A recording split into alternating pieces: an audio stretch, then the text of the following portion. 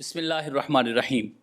अस्कलानी, अस्कलानी का जो तलफ़ुज़ है वो क्या है और इसकी जो निस्बत की जाती है उसकी वजह क्या है।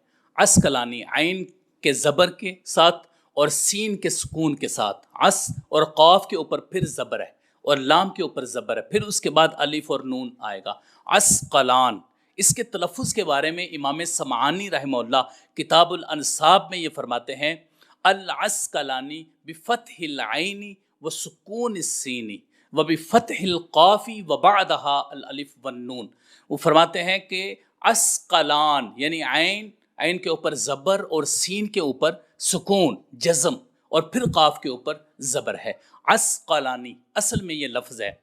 अब ये जो निस्बत बोली जाती है ये क्या है? ये एक इलाका है अस्कलान जिसकी तरफ ये निस्बत की जाती है। ये बात आप अपने ज़हन में रखिएगा कि अस्कलान दो इलाकों का नाम है। एक का ताल्लुक जो है वो फ़िलिस्तीन के अतराफ़ में शाम का एक मशहूर साहिली शहर है जिसको उरूस शाम भी कहा जाता है। ये अस्कलान है, इसको उरूस शाम भी कहा जाता है, यानी शाम का अस्कलान। आप आसान लफ्ज़ों में ये ज़हन में रखिए कि शाम का अस्कलान है, ये एक इलाका है। और दूसरा इलाका है बल्ख।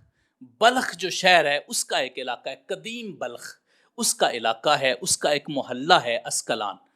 तो जो यहाँ पर बयान किया जाता है इमाम इब्ने हजर अस्कलानी रहमहुल्लाह के हवाले से, वो जो अस्कलान है वो शाम का अस्कलान है, वो बल्ख का अस्कलान नहीं है।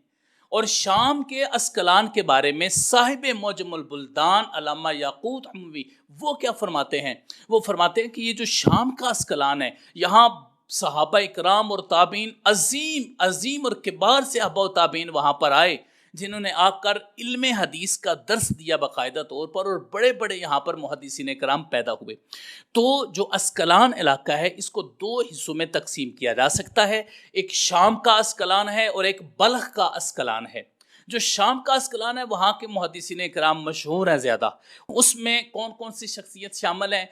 एक मोहम्मद बिन मुतवक्किल अस्कलानी हैं, दूसरे मोहम्मद बिन उबैद अस्कलानी हैं, और तीसरे हदीस का बहुत ही बड़ा नाम और मशहूर मुहद्दिस इमाम अहमद बिन अली बिन मोहम्मद इब्ने हजर अल अस्कलानी अल मुतवफ़ा 852 हिजरी को उनका विसाल हुआ। इमाम इब्ने हजर अस्कलानी मशहूर मुहद्दिस जिनकी जरह तादील में कसरत के साथ किताबें मौजूद हैं। बुखारी शरीफ की शरह भी लिखी है, लिसानुल मिज़ान, तहज़ीबुत तहज़ीब, तक़रीबुत तहज़ीब, ताजीलुल मनफ़त, ये सारी किताबें इब्ने हजर अस्कलानी की हैं। इनका ताल्लुक शाम के अस्कलान के साथ है।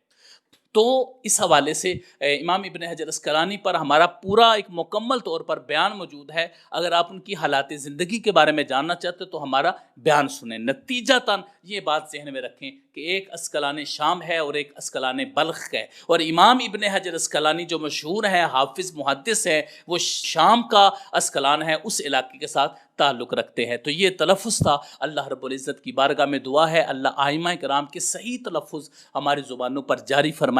आमीन या रब्बल आलमीन। व सल्लल्लाहु अला हबीबिही सय्यिदना मुहम्मदिन व आलिहि व सहबिहि अजमईन।